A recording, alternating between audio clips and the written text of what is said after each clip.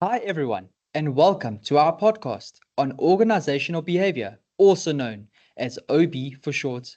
My name is Claudio Gonzalez, and I'm so excited to be hosting today's episode alongside my brilliant team, Kaylee, Caitlin, and Tesh. Before we jump in, let me paint you a quick picture. Have you ever worked in a group or team where things just clicked? Or maybe the opposite? You had all the skills needed, the passion, yet the whole thing just fell apart due to poor communication, lack of motivation, or even just a struggle to fit into the culture. Well, that's exactly where organizational behavior comes into play. Today, we will be diving into what organizational behavior really is.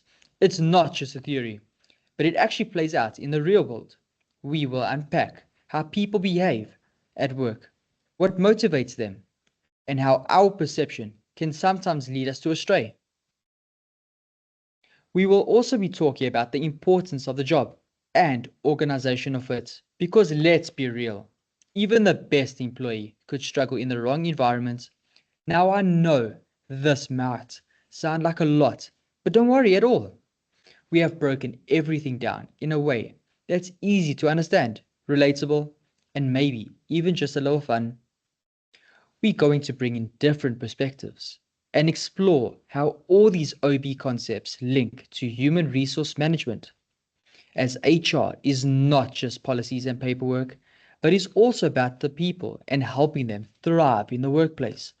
So, whether you are a student, an aspiring HR professional, or even just someone who is curious about why people act the way they do in the workplace, you are in the right place. Grab your headphones, a drink, and let's dive into it.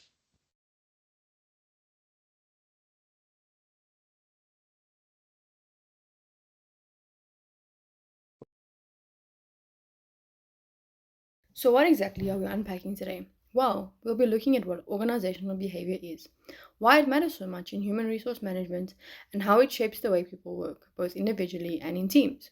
So, organizational behavior is basically the study of how people behave in workplaces, whether that's individuals, teams, or the entire organization. It explores what motivates people, how they communicate, how they lead, and how they work together.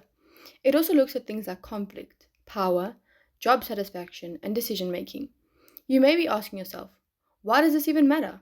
Well, in every company we can think of, from the small businesses you support to the large corporations, it's the people that work for them that keep the company going. If you don't understand how they behave or what influences their choices, you'll struggle to build a healthy, productive team, which can lead to a decline in work ethic. That's why organizational behavior is such an essential tool in HR. It helps us go beyond just managing people, but to try to actually understand them as people, not just employees. For example, if a classmate in a group project seems disengaged, organizational behavior helps us understand it might just not be laziness. It allows us to look at it from a different perspective, such as poor communication, unclear roles, or a lack of recognition for their input. Using organizational behavior, we could improve things by setting clear expectations, rotating roles, or just giving better feedback. It is an essential tool to create a positive work culture. Organizational behavior helps reduce things like office politics, misunderstandings, and conflict, and encourages behaviors like collaboration, fairness, and accountability. Another big benefit is that organizational behavior promotes employee well being. We learn how stress, motivation, and group dynamics impact performance, which is crucial when considering retention and engagement. The gist of it is that organizational behavior gives HR professionals the tools to build stronger teams, support employees more effectively, and create workplaces where people actually want to be and ultimately enjoy their jobs. And that's an aspect every organization needs. OP has a few focal points, but one of the main areas is individual behavior. It's basically how people act at work based on things like their personality, attitude, and perception. I'm sure we all know someone who was lovely to work with, and someone else who just doesn't understand that business is business and not everything is a personal attack. OB helps us understand why that happens and how those traits can impact things like teamwork, communication, or stress levels. For HR, that's a big deal because that means we can help people become the better versions of themselves, tailor feedback, and place them in a role that is suitable for them. Then there's group dynamics, which is basically what we experience in all the assignments in university and working life after that. It is really just how people behave in teams. That covers things like how decisions are made, how people communicate, and who naturally steps into leadership roles, and how conflict plays out. We've all been in a group where one person dominates the conversation and someone else just sits quietly in the corner. I know, I am totally the one that dominates conversations, and OB helps by explaining why that happens. And for HR, knowing that stuff can help us train team leaders, support healthy team dynamics, and spot issues early on, especially now that so many teams are working remotely. Another big concept in OB is organizational culture, which is the company's personality or vibe. It's shared values and unspoken rules that shape how things get done. So, a laid-back startup might reward creativity and flexibility, while a more traditional company might value structure and clear roles. Culture affects how people feel at work, how they behave, and even how long they stay. HR really leans on OB to connect all of this. We use it to design better training, create supportive work environments, and build cultures that actually reflect company values. It's not just about policies, it's about understanding how people think and what makes a team thrive. So yeah, OB gives us that insights to make smarter, more human decisions in HR. Let's talk about motivation. One well-known OB theory is Maslow's hierarchy of needs, which says people are motivated by different levels of needs, from basic survival to self-actualization. Another important theory is Herzberg's two-factor theory. It explains that there are factors that cause job satisfaction, like recognition and achievement, and different ones that cause dissatisfaction, like poor working conditions or salary. In HR, understanding what motivates employees helps us create reward systems, improve job design, and support employee development. Let's bring that to life with an example. Imagine someone named Claudio or Tash working in a fast-paced marketing department. If her needs, like job security, a decent salary, and a safe working environment, aren't being met, then she won't be thinking about contributing new ideas or leading a team. She'll just be focused on survival. But once those basic needs are met, she starts looking for more. Things like recognition, belonging, and personal growth. This is where motivation becomes a powerful driver of performance.